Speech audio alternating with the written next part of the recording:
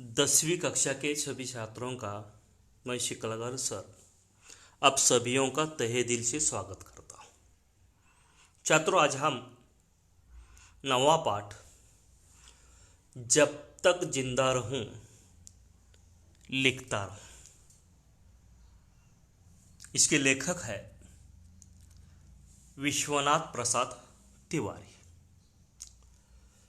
विश्वनाथ प्रसाद तिवारी जी की इन्होंने अमृतलाल नागर जी से बातचीत की है। इस जो पाठ है एक प्रकार का साक्षात्कार है। मतलब क्या है कि तिवारी जी ने प्रश्न पूछकर अमृतलाल नागर जी से उनका जीवन का परिचय, उनकी साहित्य विधा इस पाठ के माध्यम से हमें सामने रखी है।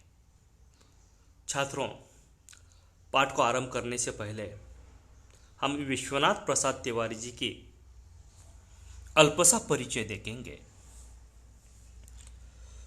विश्वनाथ प्रसाद तिवारी, जन्म उनका 1941 देवरिया, जो उत्तर प्रदेश में स्थित है। विश्वनाथ प्रसाद तिवारी जी हिंदी जगत के जाने माने कवि, लेखक, आलोचक एवं संपादक है। आप देश, काल और वातावरण के प्रति सजग और संवेदनशील रचनाकार है। इनकी कुछ प्रमुख रचनाएं, कृतियां देखते हैं। फिर भी कुछ रह जाएगा, यह इनका कविता संग्रह है। अज्ञेय पत्रावली निबंध है। अंतहीन आकाश यात्रा वर्णन है। अमेरिका और यूरोप में एक भारतीय बन, यह इनका यात्रा संस्मरण है। अस्थि और भवती आत्मकथा है। बातचीत साक्षात्कार संग्रह है। अब इस गद्य के संबंध में जब तक जिंदा रहूं लिखता रहूं, इसकी विधा साक्षात्कार। प्रस्तुत साक्षात्कार में विश्वनाथ प्रसाद तिवारी जी ने नागर जी से तत्कालीन राजनैतिक सामाजिक परिस्थितियों, लेखकों आदि के बारे में अनेक प्रश्न पूछे। इन सभी का जीवन एवं लेखन पर कितना और किस तरह का प्रभाव पड़ा, इसे साक्षात्कार के माध्यम से जानने का प्रयास विश्वनाथ प्रसाद तिवारी जी ने इस पाठ के माध्यम से हमें बताया है। साक्षात्कार लेखन विधा का एक महत्वपूर्ण अंग है। साक्षात्कार में प्रश्न उत्तर के माध्यम से किसी व्यक्ति से साक्षात्कारकर्ता उसके कार्यों एवं जीवन के विविध पक्षों के बारे में समुचित जानकारी प्राप्त करता है। साक्षात्कार में व्यक्ति के बारे में हर प्रकार की जानकारी आईने में दिखाई देने वाली तस्वीर के भांति झलकने लगती है।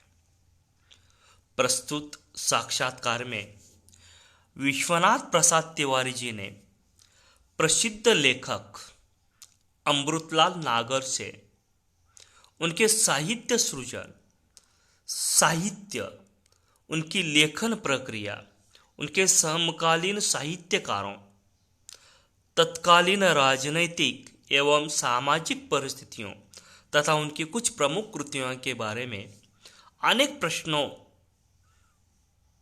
पूछते हुए उन्होंने उनका बेबाक उत्तर दिया है।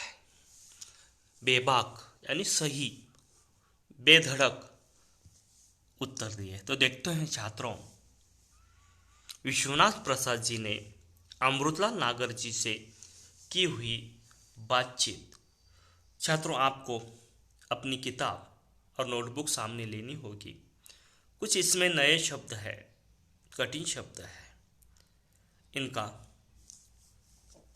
बारीकी से आपको लिख कर लेना है, अध्ययन करना है।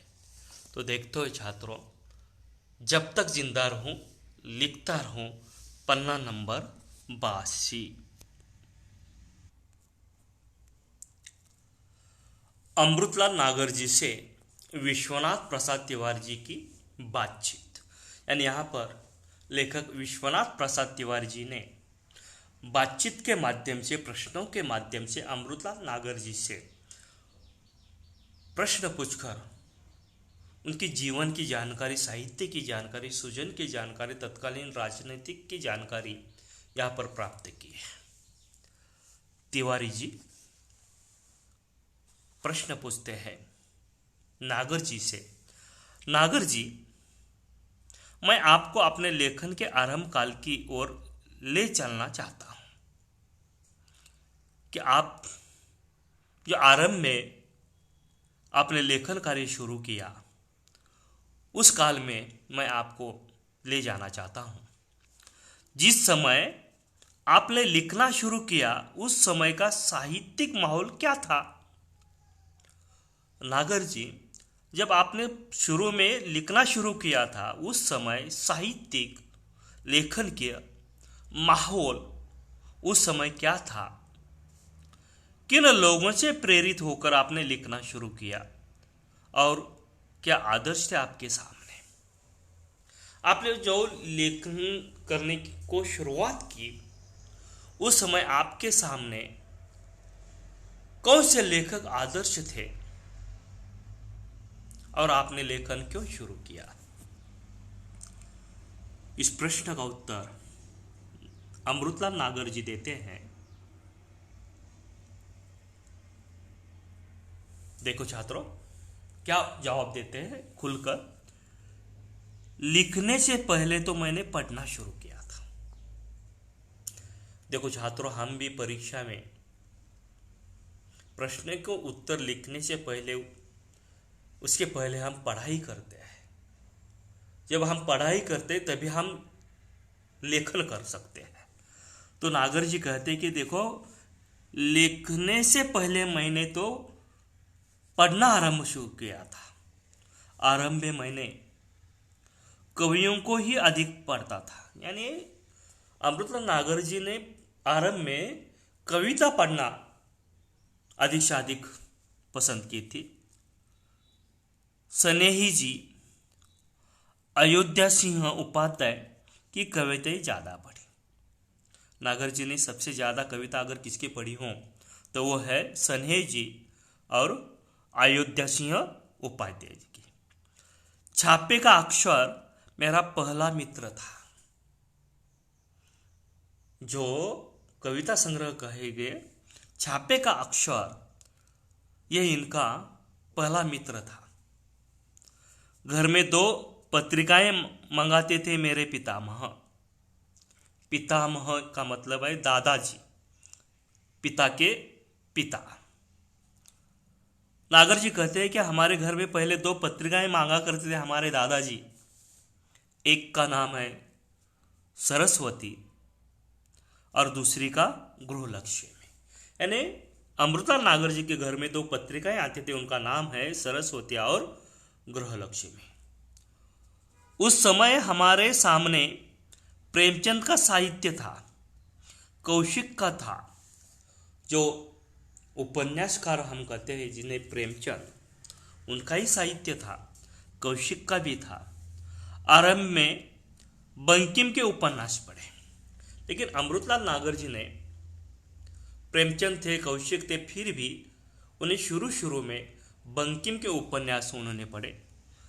शरद चंद्र को बाद में, और उसके बाद शरद चंद्र के उपन्यास पढ़ने आरंभ किए। प्रभात कुमार मुखोपाध्याय का कहानी संग्रह, जो लेखक है प्रभात कुमार मुखोपाध्याय, इनका जो कहानी संग्रह है, उस कहानी संग्रह का नाम है देश और विलायती, जो 1930 के आसपास पढ़ा।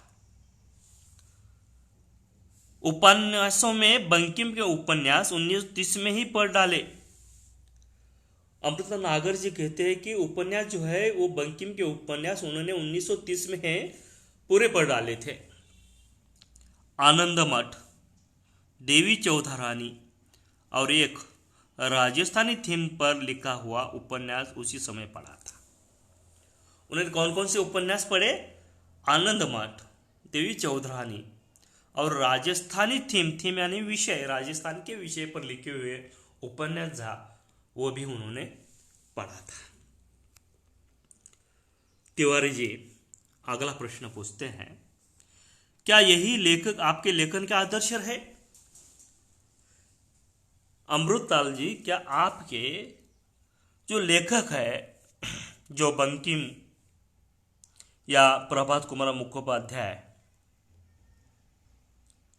यही तुम्हारे आदर्श लेखक बने क्या? नहीं। उत्तर देते हैं नागर जी, नहीं, कोई आदर्श नहीं। केवल आनंद था पढ़ने का। सबसे पहले कविता फूटी साइमन कमीशन के बहिष्कार के समय। वे कहते हैं कि सिर्फ मैंने पढ़ने का आनंद लिया, मेरा कोई आदर्श नहीं था। सबसे पहले अगर मैंने लिखना शुरू किया तो वो मेरी कविता थी। वो भी कौन सी?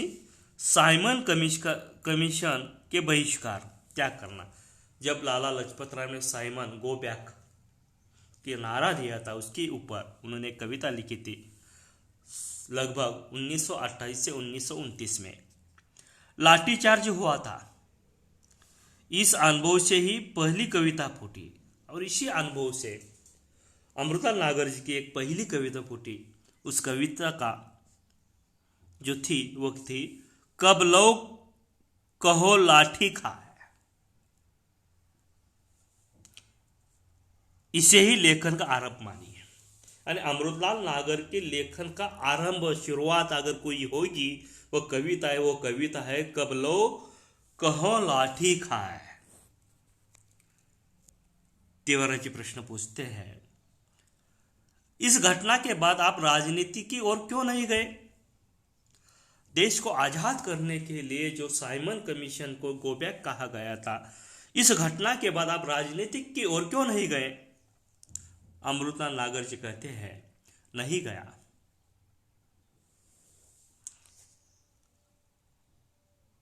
क्योंकि पिताजी सरकारी कर्मचारी थे। मैं राजनीति में नहीं गया क्योंकि मेरे पिताजी सरकारी कर्मचारी थे। उस समय सरकार को चलाने वाला कौन थे? अंग्रेज थे। 1929 के बाद मेरी रुचि बढ़ी, पढ़ने में भी और सामाजिक कार्यों में भी।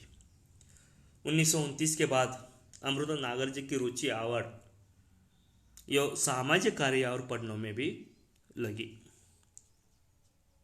लेकिन मेरी पहली कहानी छपी 1933 में। अमृतलाल नागर की पहली जो कहानी छप गई थी वो 1933 में अपशकुन। अपशकुन का अर्थ है अनिष्ट सूचक शकुन। तुम्हारे गोरखपुर के मन्नन द्विवेदी लिख रहे थे उन दिनों। लेखक का नाम है यहां पर चंडी प्रसाद हृदयेश थे, जिनकी लेखन शैली ने मुझे बहुत प्रभावित किया। शैली यानी तरीका। अमृता नागर जी कहते हैं कि मुझे चंडी प्रसाद हृदयेश जो लेखन शैली थी, उनके लिखने का तरीका जो था, उसने मुझे बहुत ही प्रभावित किया था। छात्रों, आज जितना भी हमने देखा इसका गौर से अध्ययन कीजिए। आगे का भाग हम आगे देखेंगे। तब तक अपना और अपने परिवार का ख्याल रखिएगा। धन्यवाद।